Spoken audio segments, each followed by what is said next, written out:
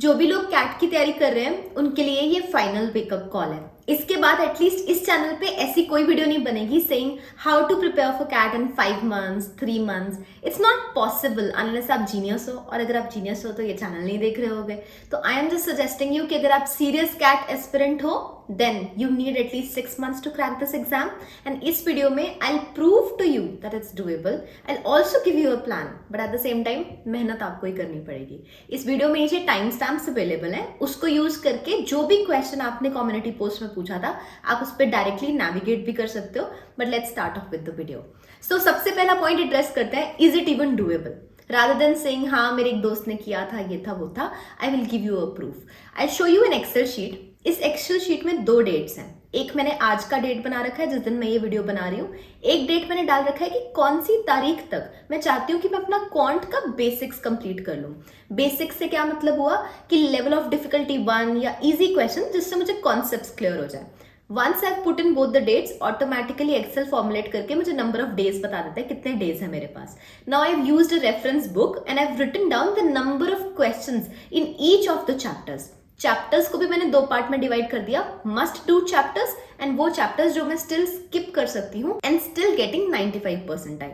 अब मैंने ये दोनों डिवाइड करने के बाद टोटल लगाया कि कितने नंबर ऑफ क्वेश्चंस हैं, एंड सिंपल मैथ यूज करके I can calculate the number of questions that need to be solved on a per day basis, अगर मुझे सिर्फ इंपॉर्टेंट चैप्टर्स कवर करने या फिर कि मुझे पूरा का पूरा सिलेबस कवर करना है। तो नाउ यू टेल मी कि अगर एक दिन में 20 क्वेश्चन करने हो या 30 क्वेश्चन करने हो तो क्या वो बहुत ज्यादा है क्या? एंड यहाँ तो मैंने जुलाई एंड का टारगेट डाला है, मैंने बहुत दूर का तो डाला भी नहीं है। So the first thing that you need to know is that it's doable. अपने आप को डाउट करना बंद करो, ये एक्सेल शीट आपका प्रूफ है that you can easily finish your basics. तो पहला point is to set a deadline कि कब तक आपको अपने बेसिक्स खत्म करने हैं। अगर आप अभी से शुरू कर रहे हो, अगर आप ऑलरेडी शुरू कर चुके हो तो भी इस एक्सेल शीट को यूज करके सिंपली फॉर्मुलेट कर लो कितने क्वेश्चंस बच गए हैं in all the chapters that you are doing, सिर्फ level of difficulty 1, and you will get to know how many questions you need to solve on a per day basis. मुझे आपको plan देने की जरूरत नहीं है, ये एक्सेल शीट आपको ऑटोमेटिकली प्लान दे देगी। मैं इसका लिंक डिस्क्रिप्शन में डाल दूंगी, सिंपली कॉपी पेस्ट करके you can calculate it on your own. The second question that was asked was कि क्या मुझे कोचिंग लेनी चाहिए। अब इस चीज का जवाब मैं आपको नहीं दे सकती, आप खुद को दोगे। क्या आपको लगता है कि आपके बेसिक्स क्लियर नहीं है एंड आपने खुद से ट्राई कर लिया फिर भी आपसे नहीं हो पा रहा है? अगर ऐसा सिचुएशन है देन आई वुड रिकमेंड कि कोचिंग ले लो। एट द सेम टाइम कौन सी कोचिंग लेनी है वो सवाल का जवाब मैं नहीं दे सकती हूँ, मैंने सारी कोचिंग तो ट्राई की नहीं है, so I don't know which one is the best. But what I can share with you is Unacademy का जो प्लस सब्सक्रिप्शन है उस पर 7 डे का ट्रायल चल रहा है।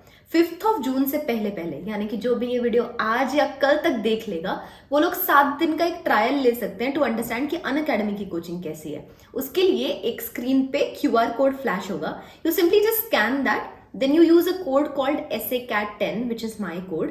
Using that you'll be able to activate 7 days का ट्रायल। तो थोड़ा एक्सप्लोर करके देख लो, तब तक तो वैसे भी कुछ पे नहीं करना है, बाद में ही पे करना पड़ेगा in case you like it. तो एक्सप्लोर करके देखोगे तो you'll understand how it is, you'll get to know what they're offering, and अगर अच्छा लग रहा है तो कंटिन्यू भी कर सकते हो। थर्ड क्वेश्चन की बात करते हैं। मेरे पास इंटर्नशिप नहीं है, मैंने कोई कोर्सेज नहीं कर रखे, इस चैनल पे इतनी सारी बातें होती हैं प्रोफाइल बिल्डिंग की, पर मेरी तो प्रोफाइल ही अच्छी नहीं है, तो मुझे तो बहुत टेंशन होती है कि अगर कॉल आ भी गई तो कन्वर्ट होगी कि नहीं। पहली बात, अगर कैट अच्छा नहीं दोगे ना तो कॉल आएगी भी नहीं। तो CAT is the prerequisite, बाकी सारी चीजें बाद में। आई एम रिपीटिंग दिस, बहुत सारे लोग अननेसेसरीली नेक्स्ट स्टेप के बारे में सोच सोच के टेंशन लेंगे। वो नेक्स्ट स्टेप आप कैट देने के बाद भी इंप्रूव कर सकते हो। बहुत सारे लोग इंटर्नशिप बाद में करते हैं, कोर्सेज बाद में करते हैं। इस चैनल पे भी आने वाले हफ्तों में बहुत वीडियोस आएंगी कोर्सेज के ऊपर, ये आएगा वो आएगा, but that's not for you. That's not for you. That's for people who are in the first year, second year, not for people who are preparing for CAT who are in their final year. For you, this is a crucial time to focus only and only on CAT preparation. Profile building को भूल जाओ unless you feel like you can do it. Fourth question is my pretty favorite और यहाँ पे मैं आपको बहुत grill करने वाली हूँ। Fourth question is your daily routine. आप रोज क्या पढ़ो रोज क्या करो, रोज कितने क्वेश्चन सॉल्व करो such that you land in your dream B school. आपको सीरियसली लगता है कि जो लोग अच्छे बी स्कूल्स में पढ़ रहे हैं उनको ऐसे प्लान को स्पून फेड करने की जरूरत पड़ी होगी कभी? Do you really think that if you are a serious CAT aspirant, if you are smart enough, if basic level of IQ है, डू यू रियली थिंक कि आपको एक एक दिन का प्लान चाहिए कि आज ना ये 3 चैप्टर कर लेना, आज ना ये 2 चैप्टर कर लेना, आज ये कर लेना? लिटरली अगर कोई आपको ऐसा प्लान बना के दे रहा है ना, तो उससे बड़ी गलती कोई नहीं कर रहा होगा यार। इतना तो आपको खुद करना चाहिए। बेसिक लेवल एक्सेल मैंने आपको बना के बता दिया कि कैसे बनाते हैं ये प्लान। इसके बाद तो आपको पता होना चाहिए ना कि आपको कितनी देर में सिलेबस खत्म करना है। इसके बाद आपको पता होना चाहिए कि आपने रोज क्या क्या पढ़ना है। अब किसी दिन आपका VRC पढ़ने को नहीं मन कर रहा है, तो मैं अगर बोल दूं कि आज VRC पढ़ना, तो उस दिन VRC थोड़ी पढ़ने बैठोगे। It should be your goal, it should be your plan. मैं आपको एक बेसिक आउटलाइन जरूर दे सकती हूँ, फॉलो करना है तो सही है, नहीं करना तो आपकी मर्जी है। क्वांट के लिए जो भी चैप्टर में 30 क्वेश्चंस या अराउंड है उसको आप एक दिन में खत्म कर सकते हो। 60 क्वेश्चंस 2 दिन में, 90 क्वेश्चंस 3 दिन में, एंड डू द मैथ। लेकिन अगर DILR और VRC की बात कर रहे हो तो रोज के 5-5 सेट भी करोगे तो भी काफी होगा। बट वो करने कैसे हैं उसका ट्रिक इंपॉर्टेंट है, जो कि मैं towards the end of the video बात करूंगी। आप टाइम स्टैम्प भी यूज कर सकते हो, but please make sure don't fall into this trap कि अगर कोई आपको बोल देता है कि आज के दिन ये कर लेना तो हो जाएगा। नहीं होगा। You have to set a deadline. जुलाई एंड, अगस्त एंड मैं इतना सिलेबस करना चाहती हूँ, उसके बाद मैं मॉक्स पे मेहनत करूंगी। तो इस तरह का प्लान बनाओगे तो आपके लिए बेनिफिशियल होगा, जो आपके लिए वर्क करे। हर पर्सन का प्लान अलग होता है। नेक्स्ट क्वेश्चन पे आ जाते हैं, which is which material to use. अगर अभी तक यही फिगर आउट नहीं हुआ कि कौन सा मटेरियल यूज करना है, तो एक बहुत बेसिक सा फॉर्मूला उठा लो, सिर्फ एक मटेरियल पकड़ लो, कोई भी बेसिक। अगर कोचिंग ले रहे हो, कोचिंग का मटेरियल ले लो। अगर अरुण शर्मा यूज कर रहे हो, अरुण शर्मा का मटेरियल ले लो। जो भी बुक मटेरियल आप यूज कर रहे हो, सिर्फ एक सोर्स पकड़ो। Those of you who also have Arun Sharma books and are also using coaching material, if you are able to manage both of them, well and good. Prioritise अपने कोचिंग मटेरियल को कर लो। अरुण शर्मा का सिर्फ लेवल ऑफ डिफिकल्टी 1 उठा लो। अगर नहीं हो पा रहा छोड़ दो, मत करो। एक उठा लो, उसको अच्छे से कर लो। किसी भी जगह से आपका कॉन्सेप्ट क्लियर हो जाएगा, then you can build further on it जब आप मॉक्स लोगे। उस स्ट्रैटेजी के बारे में हम अगस्त में बात करेंगे। अभी फिलहाल आपको सिर्फ अपने बेसिक्स क्लियर करने। इस पॉइंट पे एक क्वेश्चन और आएगा कि क्या मुझे पूरी की पूरी बुक खत्म करनी है? नहीं, आपको लेवल ऑफ डिफिकल्टी 2 और 3 अभी करने की कोई जरूरत नहीं है। उनकी बारी तब आएगी जब आप मॉक्स दोगे एंड यू विल रियलाइज कि कुछ सेक्शंस आपके वीक हैं, कुछ सेक्शंस आपके स्ट्रॉन्ग है। तब आपको क्वेश्चंस की जरूरत पड़ेगी उनको स्ट्रेंथन करने के लिए, उन्हें तब उठाना। नेक्स्ट क्वेश्चन भी मेरा फेवरेट है, क्योंकि इसमें भी मैं आपको ग्रिल करने वाली हूँ। इस क्वेश्चन में लोगों ने पूछा था कि अगर आपकी एक फुल टाइम जॉब है तो आप कैट की तैयारी कैसे कर सकते हो। बहुत सारे लोग बोलते हैं कि हमारे पास तो टाइम ही नहीं है। तो मैंने ना अपने बैचमेट्स को मैसेज किया, जो लोग वर्किंग प्रोफेशनल्स है। आई वाज लाइक कि how did you prepare and how did you go about it, and they were like यार जो लोग बोल रहे हैं ना कि उनके पास टाइम नहीं है, वो बहाने बना रहे हैं। There is nothing else. हर बंदे के पास दिन में 2 या 3 घंटे तो होते ही हैं। कोई कितना भी बिजी हो जाए यार, इतने तो इन्वेस्टमेंट बैंकर निकाल लेते हैं, तुम तो फिर भी नॉर्मल जॉब कर रहे होगे। How can you even complain about it? And अगर अभी बोल दो ना कि सोलो ट्रिप पे जाना है, तो फिर तो फटाफट वेकेशन पे निकल जाओगे एंड वेकेशन मना भी लोगे। लेकिन तैयारी करने के लिए ना सारे एक्सक्यूज आ जाते हैं। So let me be very honest, अगर आप एक वर्किंग प्रोफेशनल हो, टेक आउट 2 to 3 आवर्स, चाहे जल्दी उठो चाहे late so.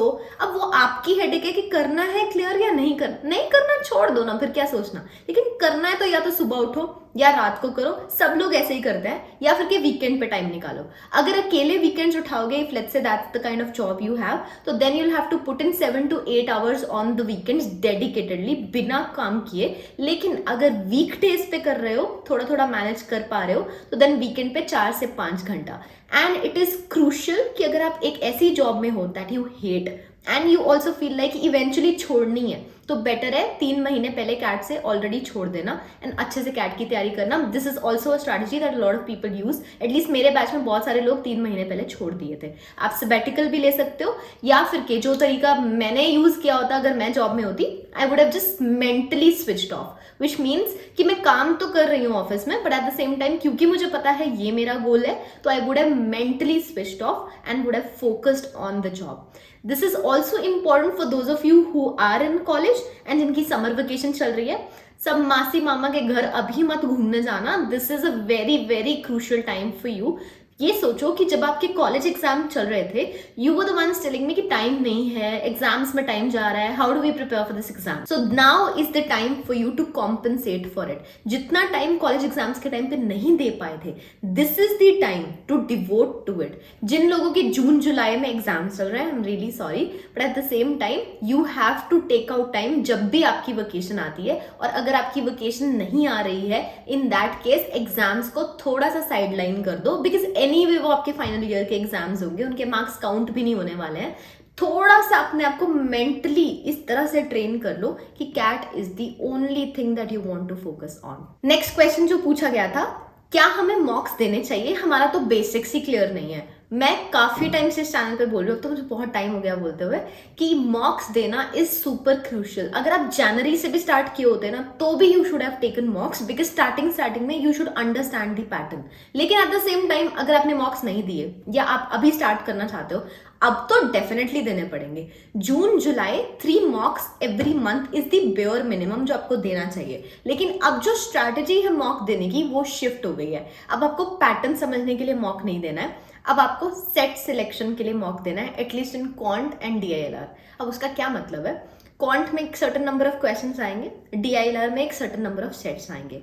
Your strategy should be, आप कौन से क्वेश्चंस उठा रहे हो एक सर्टन टाइम लिमिट में. पहली बात तो आप सारे क्वेश्चंस देख नहीं पाओगे शुरू में, so that should be your first goal कि आप सारे क्वेश्चंस एटलीस्ट स्कैन थ्रू कर पाओ. एक बार आपने स्कैन थ्रू करने सीख लिए, देन आप कौन से क्वेश्चंस अटेम्प्ट करते हो, किन पे ज्यादा टाइम स्पेंड करते हो, कौन से क्वेश्चंस आपके सही होते हैं और गलत होते हैं, उसका एनालिसिस करना is important at this point of time, because your set selection, your question selection should be awesome.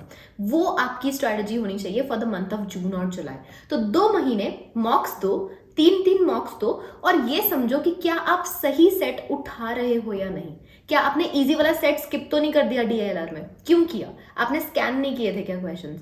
जब आप क्वांट के क्वेश्चन सॉल्व कर रहे हो, क्या आप अपनी स्ट्रेंथ वाले एरिया के क्वेश्चंस को सॉल्व कर रहे हो या नहीं? क्या आप हर क्वेश्चन पे एक टाइम लिमिट लगा रहे हो कि नहीं, कि बस 2 मिनट ही स्पेंड करूंगा, अगर नहीं हुआ तो मूव कर जाऊंगा, या 20 मिनट ईगो के चक्कर में उसी क्वेश्चन पे लगा रहे हो? So these are the kind of questions you need to ask yourself by analysing the mocks. अब एक क्वेश्चन आएगा कि कौन सी मॉक टेस्ट सीरीज लेनी चाहिए. इस केस में मेरे पास एक सिंपल सा लॉजिक है, बिकॉज मैंने बहुत सारे रिव्यूज सुने हैं. तो देयर आर 3 टेस्ट सीरीज जो बहुत फेमस है, टाइम, CL, IMS. सबको इनके बारे में पता है. I would also vouch for these 3. लेकिन अगर आपकी प्रिपरेशन अच्छी नहीं चल रही है, या आप टाइम स्टूडेंट नहीं हो, या आपको लग रहा है आप ऑलरेडी डीमोटिवेटेड हो, टाइम की एम कैट्स मत लेना. टाइम की एम कैट्स टफ होते हैं. तो इन दैट केस या आप CL ले सकते हो या IMS ले सकते हो. अब मैंने इन दोनों में से CL ले रखा हुआ है, सो आई नो कि वो कैट के लेवल पे है, एंड आई ऑल्सो नो कि काफी बेसिक क्वेश्चंस होते हैं, आपको डिमोटिवेट भी नहीं करेंगे, but at the same time CAT के लिए रेडिली प्रिपेयर भी करेंगे. IMS का भी सिमिलर रिव्यू और फीडबैक है जिन लोगों ने भी लिया है, तो दोनों में से कोई भी पिक कर सकते हो. अब ना बहुत सारे लोगों का ये क्वेश्चन आएगा कि हम मॉक्स तो दे रहे हैं, बट उसका स्कोर हमें डिमोटिवेट कर रहा है. तो उस कॉन्टेक्स्ट में मैं एक बहुत सिंपल सी चीज बोलूंगी, ना अपने अच्छे स्कोर्स को अपने सिर पे चढ़ने दो, ना ही अपने बुरे स्कोर्स को अपने सिर पे चढ़ने दो. अगर इस समय आपके मार्क्स अच्छे आ रहे हैं, that doesn't mean that you have already sorted the CAT preparation and you will definitely score 99+. This is the time जब आपके मॉक स्कोर्स फ्लक्चुएट करेंगे. तो 1-2 अच्छे मार्क्स या 1-2 बुरे मार्क्स से कोई फर्क नहीं पड़ने वाला है. आपकी स्ट्रैटेजी जो मैंने बताई वो होनी चाहिए कि आपको एनालाइज करना है कि क्या आप सही क्वेश्चंस पिक कर रहे हो या नहीं. एज लॉन्ग एज आपकी स्ट्रैटेजी सही है, आपके मार्क्स फ्लक्चुएट होने बंद हो जाएंगे. बट इस समय डिमोटिवेट क्यों होना है? आपके पास 6 महीने हैं, अभी तो बेसिक्स कंप्लीट करने का टाइम है अगस्त तक. अगस्त के बाद आता है टाइम जब हम मॉक स्कोर्स पे वर्क करते हैं. भूल जाओ, अगस्त तक मार्क्स को भूल जाओ. अब हम फाइनली तीनों सेक्शंस की एक एक करके बात कर लेते हैं कि उनको कैसे टैकल करना है. तो मैं क्वांट का एक सिंपल सा लॉजिक बताती हूँ. क्वांट में जैसे मैंने बताया आपको बेसिक्स खत्म करना है. जब आप बेसिक्स कर रहे होगे एट दैट टाइम बहुत से आपको फॉर्मूलाज मिलेंगे, ट्रिक्स मिलेंगी. और जनरली क्वांट में ना टाइप्स होती हैं. जैसे अगर मान लो आप नंबर सिस्टम उठाते हो तो उसमें 20 टाइप हैं जो क्वेश्चन की टाइप्स हैं. क्वेश्चन उन्हीं में ही आता है. फ्रेम तो उसी में ही होगा ना, कुछ नया थोड़ी आ जाएगा कहीं से। तो उन्हीं 20 टाइप्स में से आएगा। योर आइडियोलॉजी शुड बी कि उन 20 टाइप्स को ना कहीं नोट करके रखना है। वो कहाँ नोट करते हो? फॉर्मूला बुक में नोट करते हो। उसका एग्जाम्पल मैंने एक वीडियो में बनाया था, मैं लिंक भी कर दूंगी। लेकिन एक formula book side by side maintain करो और उस फॉर्मूला बुक को रिवाइज भी करो। तो वीकेंड के टाइम पे जितनी भी फॉर्मूला बुक आप कंप्लीट कर चुके हो अभी तक, उसको रिवाइज करो। देन नेक्स्ट वीकेंड पे जितना भी ऐड करोगे वो तो रिवाइज करो, पिछला भी पूरा रिवाइज करो। तो every weekend should be your revision cycle. Next is DILR। DILR में एक बहुत सिंपल सा लॉजिक है, आपको हर सेट के साथ फेमिलियर होना है। DILR में ज्यादा टाइप्स नहीं होती हैं। अगर आपके पास कोई रेफरेंस मटेरियल नहीं भी है, in that case simply bar graph, pie chart, table, circular arrangement, seating arrangement, caselets हो गए, रेसेस, गेम्स एंड टूर्नामेंट्स, ये सब बेसिक टाइप्स हैं। इसको सिंपल फंडा क्या है करने का, पास्ट ईयर पेपर उठा लो कैट के सारे पेपर सॉल्व कर लो। You will get to know DILR में क्या टाइप्स हैं, किस टाइप के क्वेश्चंस आते हैं, and you will also realise कि DILR के लिए कोई भी रिकमेंडेड मटेरियल जो है वो सफिशिएंट नहीं है। चाहे वो कोई भी कोचिंग हो, चाहे वो कोई भी सेल्फ प्रेप बुक हो, लिटरली DILR के क्वेश्चंस कहीं से भी आ सकते हैं। So the more you practice the better you will gate at them. और DILR को क्रैक करने की स्ट्रैटेजी ये नहीं होती कि आप हर सेट को सॉल्व करना समझ जाओ। DILR में मार्क्स लेने की एक ही स्ट्रैटेजी होती है कि आप इजी और मॉडरेट सेट्स को पिक करना सीख जाओ, आइडेंटिफाई करना सीख जाओ कि कौन से सेट्स वर्थ अटेम्प्टिंग है और कौन से सेट्स वर्थ स्किपिंग है। अब ये चीज तो आप तभी कर सकते हो ना जब आप मॉक ले रहे हो। तो जब आप प्रैक्टिस कर रहे हो, अगर उस समय आपसे सेट नहीं सॉल्व हो रहा है तो टेंशन लेने की जरूरत नहीं है। आपको ये समझने की जरूरत है कि ओपनिंग सेंटेंस कौन सा है, कहां से स्टार्ट करके आप इजीली टैकल कर सकते हो उस क्वेश्चन को। अगर नहीं भी हो पा रहा है तो सोल्यूशन चेक करके समझ लो कि कैसे सॉल्व करना था।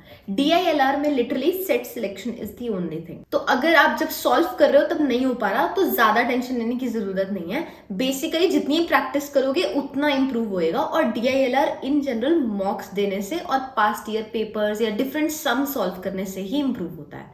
VRC की बात करते हैं। VRC में 2 चीजों का फंक्शन होता है। First is speed, second is accuracy. Speed के केस में आप कितनी जल्दी पैसेज को पढ़ पाते हो वो डिटरमाइन करेगा कि आप कितनी जल्दी पैसेज को कॉम्प्रीहेंड कर पाओगे।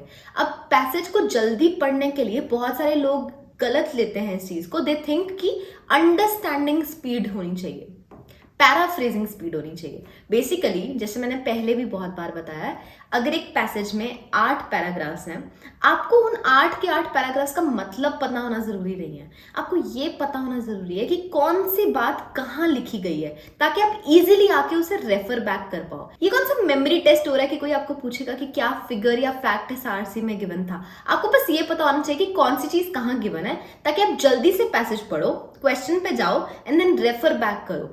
मैं आपको लिख के दे सकती हूँ, नो मैटर आप कितने भी अच्छे कॉम्प्रीहेंडर क्यों ना हो, you will still have to refer back to the passage जब आप क्वेश्चंस पढ़ोगे। तो अगर रेफर बैक करना ही है तो रीडिंग में इतना टाइम क्यों लगाना है? एटलीस्ट पैराफ्रेज करके जल्दी पढ़ के थोड़ा टाइम वहां तो सेव कर सकते हो ना। और सेकेंड स्ट्रैटेजी जो है वो है कॉम्प्रीहेंशन की, यानी कि how do you eliminate the wrong options. जब आप प्रैक्टिस करते हो, जस्ट ट्राई अंडरस्टैंडिंग कि आप किस लॉजिक से एक क्वेश्चन को एलिमिनेट कर रहे हो and then try comparing it with the solution कि वहां पर क्या लॉजिक गिवन है। जब तक आप कन्विंस नहीं होते ना कि 4 ऑप्शंस में से ये 3 इस रीजन की वजह से रॉन्ग है, गेस मत करना, क्योंकि एग्जाम में गेस करोगे तो कैसे पता लगेगा कि सही होगा कि नहीं होगा। तो प्रैक्टिस करते समय मेक श्योर कि आपका लॉजिक एकदम सॉलिड हो। तो this was about the 3 different sections. अगर मुझे एक छोटा सा रिकैप देना हो, 2 पार्ट में अपनी प्रिपरेशन को आप डिवाइड करो।